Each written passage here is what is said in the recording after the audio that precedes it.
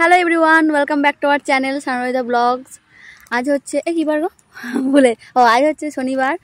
আর এখন আমরা বেরিয়েছি রানীগঞ্জ যাওয়ার জন্য একটা স্পেশাল জিনিস কেনার জন্য। কিনে দেবে তো বলছি, কিন্তু আচ্ছা কিনে দেবে বলেছে। তো একটা স্পেশাল জিনিস কিনতে যাচ্ছি, যেটা তোমাদেরকে ব্লগের শেষে বলবো। তো চলো। আর এখন বাজছে 4টে, আমাদের 4:30টার সময় ট্রেন আছে রাজবাঁধ থেকে। তো আমরা এখন রাজবাঁধই যাচ্ছি। তো স্টেশন চলে এসেছি আমরা। স্টেশন ঢোকার আগে এখানে একটা গাড়ি পার্কিংয়ের জায়গা আছে, সেখানে আমরা গাড়িটাকে রেখে টিকিট কাউন্টারের দিকে যাব। কত রোদ দেখো বাইরে। এইখানে এটা করেছে নাকি, মানে এই গার্ডটা ছিল না, গার্ডটা দিয়েছে। কোনটা? এই গার্ডটা ছিল না, গার্ডটা দিয়েছে। তুমি আসবে না সেই জন্য।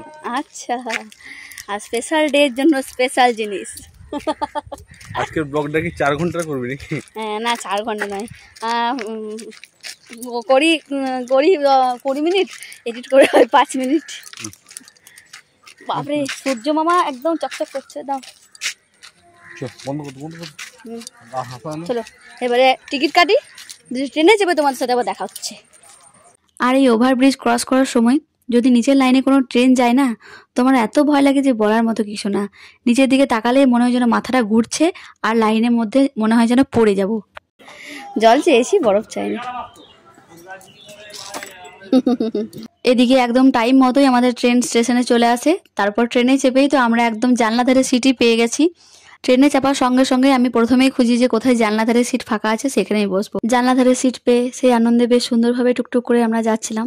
বাট মাঝ রাস্তায় ট্রেনটা হঠাৎ করে থেমে যায়, মানে আমাদের স্টেশনটা জাস্ট একটু এগোই, তারপরে ট্রেনটা দেখি যে থেমে যায়। আমরা ভাবলাম হয়তো কোনো কারণবশত ট্রেনটা থেমেছে।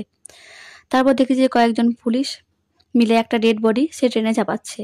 হয়তো কোনো ট্রেন আগে সে মানে কেউ হয়তো অ্যাক্সিডেন্ট হয়েছে বা সুইসাইড করেছে, সে ডেড বডিটাকে আমাদের কামরাতে, মানে আমরা যেহেতু একদম ফার্স্ট কামরাতেই ছিলাম, তো সেই কামরাতেই ওটাকে ওঠাচ্ছে। যখন থেকে ওই ডেড বডিটাকে আমাদের ট্রেনের কামরায় চাপিয়েছে, তখন থেকে আমার মনের মধ্যে একটা মানে অস্বস্তিতম বোধ কাজ করছিল। মৃত্যুটাকে কোনো ব্যাপার না, মৃত্যুটা আমাদের সাধারণ ব্যাপার। আমরা জানি আজ না হয় কাল সবাইকে আমাদেরকে ওই জায়গাতে পৌঁছাতেই হবে। কিন্তু একটা ট্রেনে সুইসাইড, ট্রেনে কাটা মানুষ যদি তোমার চোখের সামনে থাকে, হয়তো সবারই মনের মধ্যে একটা অন্যরকমের অস্বস্তিবোধ কাজ করবে। তো যাই হোক, বাদ দাও এইগুলো।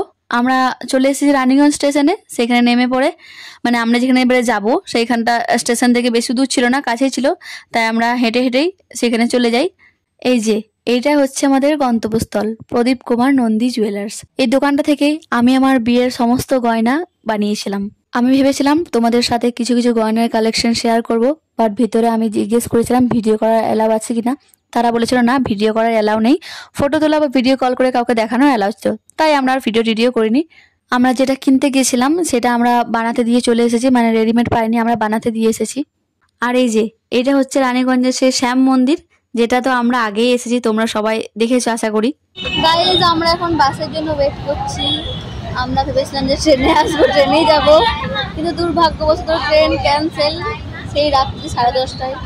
তাই বাসের জন্য ওয়েট করছি। বাসও জানি না কখন আসবে,